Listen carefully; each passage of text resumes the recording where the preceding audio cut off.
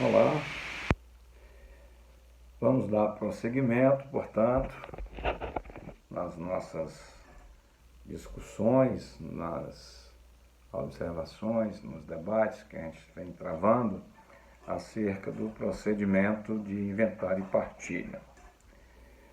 Falamos das primeiras declarações, onde o inventariante apresenta todas as informações do espólio, os herdeiros, a qualificação do decújo, do cônjuge, de todos os interessados, os bens sujeitos à partilha, todas as informações.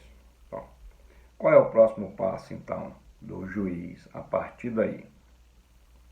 A partir daí, o juiz, de acordo com o artigo 626 do Código de Processo Civil, determinará a citação dos mais diversos interessados, outros herdeiros que não estão representados ainda no inventário, legatários, fazenda pública, o cônjuge, companheiro, se não estiver ainda representado, o testamenteiro, se houver testamento, enfim, todos os interessados, todos eles. O prazo será de 15 dias úteis, é um prazo comum, é um prazo para todos, não é um prazo sequencial, 15 dias para um, 15 dias para outro, não.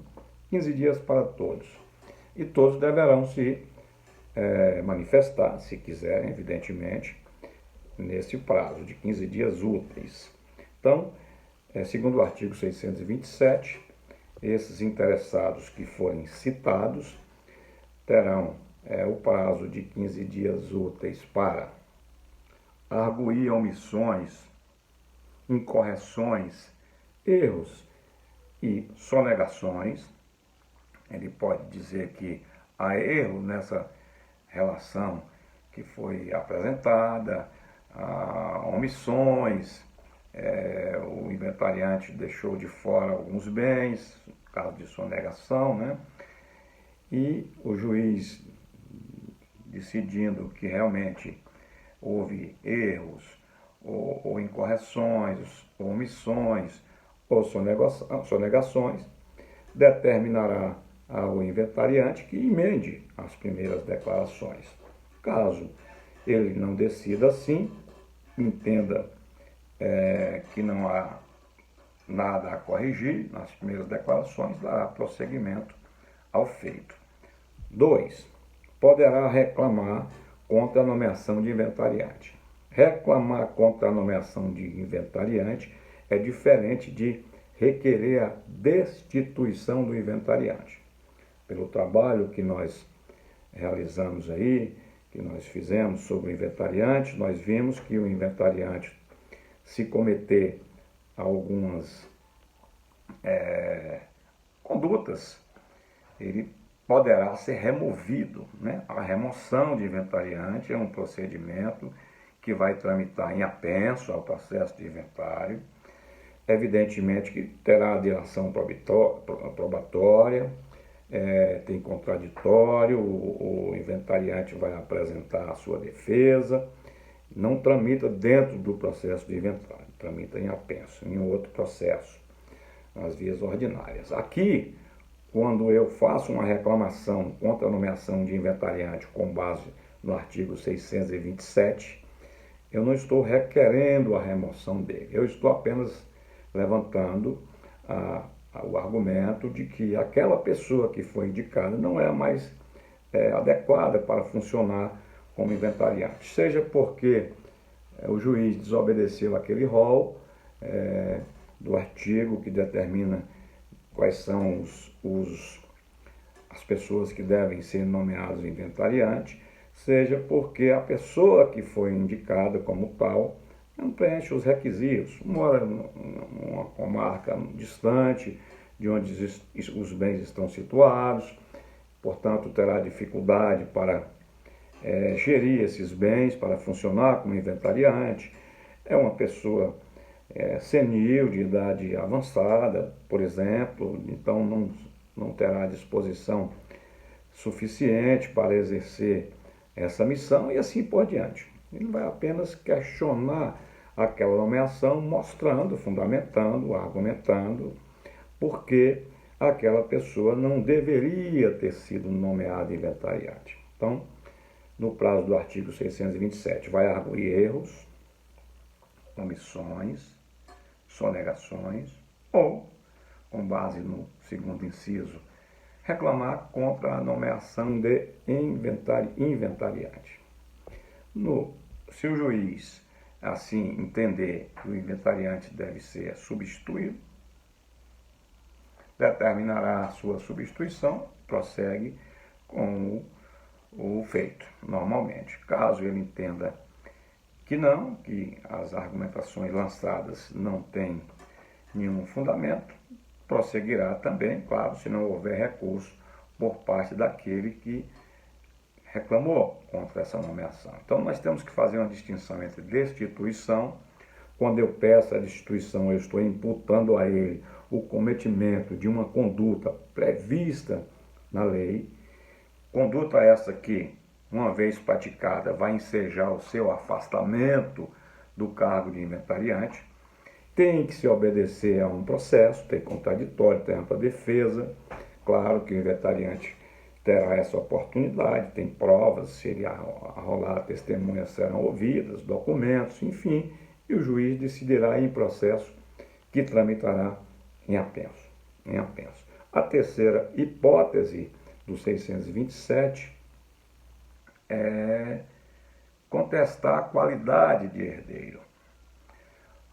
Eu nomeei, eu relacionei alguém ali como herdeiro nas primeiras declarações e algum interessado vai dizer, olha, ele não é herdeiro, ele foi relacionado ali equivocadamente, porque ele não é herdeiro, não é legatário, não é um beneficiário, digamos assim, do inventário, não vai receber nenhum bem do inventário, seja porque não é herdeiro, seja porque não é legatário, seja porque não é credor, então não tem por que estar ali relacionado como tal. Mais uma vez, se o juiz entender que precisa de dilação probatória, remete para as vias ordinárias, remete para um processo que tramitará em apenso ao processo de inventário. É bom a gente frisar e deixar bem claro isso, que o processo de inventário e partilha ele não comporta dilação probatória, não comporta audiências, não comporta discussões. Assim, por exemplo, se alguém reclamar o reconhecimento da sua condição de companheiro, e para que o juiz decida sobre isso, seja necessário a produção de provas, isso vai tramitar em apartado, vai tramitar fora do processo de inventário. Só uma observação também, nós vimos que o inventariante é o responsável pela defesa do espólio em juízo ou fora dele, está no artigo 618, inciso 1, o primeiro. É ele quem representa o espólio em juízo ou fora dele. Ele representa ativa e passivamente. Se o espólio tiver que ingressar com ação contra alguém, é ele quem vai representar o espólio. Por exemplo, existe um devedor do autor da herança, que agora é devedor do espólio. É o inventariante quem vai cobrar essa dívida. Tem um apartamento que pertence ao espólio, ele está alugado a alguém não paga aluguel há bastante tempo. Bom, o inventariante vai propor ação para cobrar esses aluguéis. Há um título em que o autor da herança é credor, ele precisa receber esse dinheiro de alguém, ao inventariante, quem vai propor essa ação. Da mesma forma que o inventariante é quem vai defender o espólio das ações que são propostas contra ele. Não falei para vocês, o juízo do inventário ele é universal. Ele vai atrair todas as ações que forem propostas contra o espólio, exceto aquelas que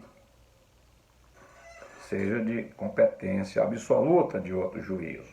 Então, se eu vou propor uma ação de cobrança contra o espólio, eu vou propor junto ao processo de inventário que tramitará em apartado. Por quê? Porque o juízo do inventário vai atrair essa ação. Mas se eu for propor uma ação trabalhista contra o espólio, essa ação trabalhista não vai tramitar em apenso ao processo de inventário, porque a competência de outro juízo é absoluta. Aí eu vou propor a reclamação trabalhista na Justiça do Trabalho, evidentemente. Nesse caso, a competência não será deslocada para o juízo do inventário, tendo em vista que essa competência é da Justiça do Trabalho, né, e ela não pode ser deslocada, porque a competência aí não é territorial, é absoluta em razão da matéria. Se é uma discussão de natureza direito do trabalho, quem vai decidir é a Justiça do Trabalho. Outro exemplo, a União vai propor uma execução de um tributo federal. Também não tramitará perante o juízo do inventário, porque nesse caso o juízo competente é o juízo federal, da Justiça Federal, competência absoluta também. Nos outros casos, em que há competência territorial apenas, competência relativa, como nós chamamos, e não absoluta, o processo vai tramitar ali em apenso ao processo de inventário. Bom, fim do prazo anotado no artigo citado, o 627, 15 dias, deixa eu ver se é 627 mesmo, isso, 627, 15 dias para as partes, né, arguírem omissões, erros, sonegações, para as partes reclamarem contra a condição de herdeiro, para as partes reclamarem contra a nomeação de inventariante. Fim desse prazo, decididas as questões, se ninguém impugnar, se ninguém apresentar impugnação ou se apresentar o juízo decidi-las, né, o juiz nomeará um perito para proceder à avaliação dos bens. Se na comarca não tiver um avaliador judicial, se tiver um avaliador judicial, é ele quem vai proceder à avaliação desses bens. Só um parênteses. Por isso é que no inventário e partilha, quando eu proponho a abertura dele, naquela primeira petição, eu disse que eu atribuo um valor à causa. Esse valor que eu vou atribuir à causa, naquele primeiro momento, é um valor estimativo, porque se nós vamos passar por uma avaliação judicial de bens, é evidentemente que o valor da causa será aquele encontrado pela avaliação. A avaliação é quem vai dizer qual é o valor real dos bens. Então, o perito nomeado para avaliar ou o avaliador judicial vai atribuir valor ou valores a esses bens.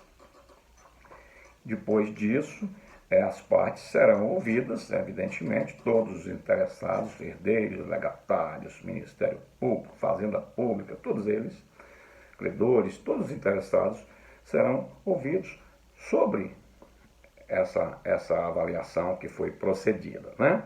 Bom, havendo um estabelecimento comercial em nome individual, faz-se um balanço daqueles bens, está no artigo 620, parágrafo 1º. Se ele for sócio de uma sociedade que não seja anônima, se procederá à apuração de haveres, né? Porque se for sócio de uma sociedade anônima, eu já tenho os valores das ações que ele possui. Bom, então vai haver avaliação de bens se tiver menores, se tiver incapazes, se tiver sociedade empresarial, se tiver divergência com relação a esses valores atribuídos aos bens. Mas se todos forem capazes, todos os herdeiros são capazes, e eles têm um consenso em torno do valor dos bens, ou seja, eles não divergem, e a Fazenda Pública concordar com o valor que foi atribuído, não se procederá à avaliação desses bens. Não se procederá à avaliação desses bens. Bom, depois de procedida a avaliação, e encontrados os valores, as partes poderão, evidentemente, questionar o laudo, né? Discordar dele, impugnar o laudo. O juiz vai decidir. Né? Ou, se não houver impugnação, o juiz simplesmente homologa aqueles valores. O passo seguinte é a apresentação das últimas declarações, está no artigo 636. Últimas declarações é a oportunidade que se dá ao inventariante para emendar, acrescentar informações às primeiras declarações. Eu disse a vocês que quando ele elabora as primeiras declarações, ele deve relacionar todos os bens, ele deve prestar todas as informações que ele conhece naquele momento. Mas pode acontecer que ele não tenha o conhecimento da realidade, completa realidade do espólio. Então ele terá uma oportunidade, que é agora, nesse momento, para apresentar as últimas declarações, seja corrigindo um erro cometido nas primeiras, seja corrigindo uma omissão, trazendo outros bens que ele não trouxe naquele momento, porque não sabia, não conhecia a existência dele ou deles, seja para prestar uma outra informação ou corrigir uma informação prestada anteriormente. Últimas declarações. Daí o nome daquela primeiras declarações, agora últimas declarações. Claro que todos os interessados também serão ouvidos no prazo de 15 dias, está no artigo 636, sobre as últimas declarações. Havendo impugnação, o juiz vai decidir. Não havendo impugnação, o juiz vai determinar a avaliação, o cálculo do tributo, cálculo do imposto causa-mortes. Esse imposto será calculado, a Fazenda Pública vai calculá-lo ou vai emitir juízo sobre esse cálculo se uma outra pessoa o fizer. Então, sempre haverá, digamos, a oportunidade para que todos falem sobre esse cálculo do imposto, né? Principalmente o credor do imposto, né? Que é a Fazenda Pública, que é o Estado membro onde os bens estiverem situados. Bahia, Minas Gerais, São Paulo, Espírito Santo, onde o espólio tiver deixado bens. Bom, durante esse procedimento todo, que nós narramos aqui, demonstramos aqui, assim rapidamente, pode acontecer de pedidos de alvará para levantamento de quantias, para venda de bens. Como nós sabemos, o inventariante é quem administra o espólio e às vezes acontece ele precisar de dinheiro para gerir esses bens. Tem dinheiro depositado no banco, por exemplo, o autor da herança deixou contas bancárias. Como é que ele procede esse levantamento desses bens? Ele faz um requerimento ao juiz, mostrando a necessidade, mostrando quais são as despesas que ele tem que realizar, e o juiz autoriza o levantamento da quantia através de um documento chamado alvará judicial, que, embora tenha o mesmo nome daquela ação que nós vimos na primeira unidade, não sei se vocês se lembram, nós falamos que quando o autor da herança morre e deixa bens de pequeno valor, férias, 13º, PIS, saldo de FGTS, não somente isso, não deixa bens imóveis, eu posso substituir o inventário ou o arrolamento por um simples alvará judicial. Esse alvará judicial, lá da primeira unidade, é uma ação autônoma, com o valor da causa, com tudo. Aqui, nós chamamos de alvará judicial também a autorização que o juiz concede ao inventariante para levantar valores pertencentes ao espólio. Então, embora os nomes sejam idênticos, sejam o mesmo, os nomes tanto da ação como dessa autorização são diferentes, eles são de naturezas diferentes, esses atos.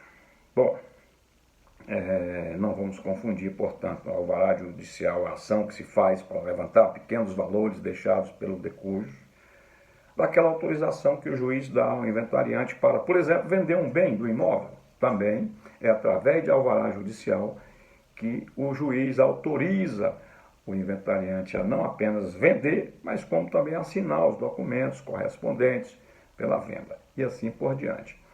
Também pode acontecer no curso desse inventário habilitações, alguém que chega pleiteando o seu reconhecimento como herdeiro, se precisar de prova documental, se precisar de prova além da documental, o juiz manda para as vias ordinárias, como eu já disse.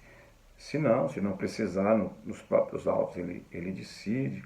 Então, muitos processos incidentais podem surgir no curso desse inventário e partida. Lembrando sempre que quando exigir, é bom frisar isso, dilação probatória, o juiz remete para as vias ordinárias e não se discute isso no processo de inventário e partilha. Ele só vai decidir dentro do processo de inventário e partilha aquelas questões que são provadas por prova documental apenas. Ele examina as provas, emite seu juízo e decide. Certo? Então, no próximo encontro, trataremos das colações.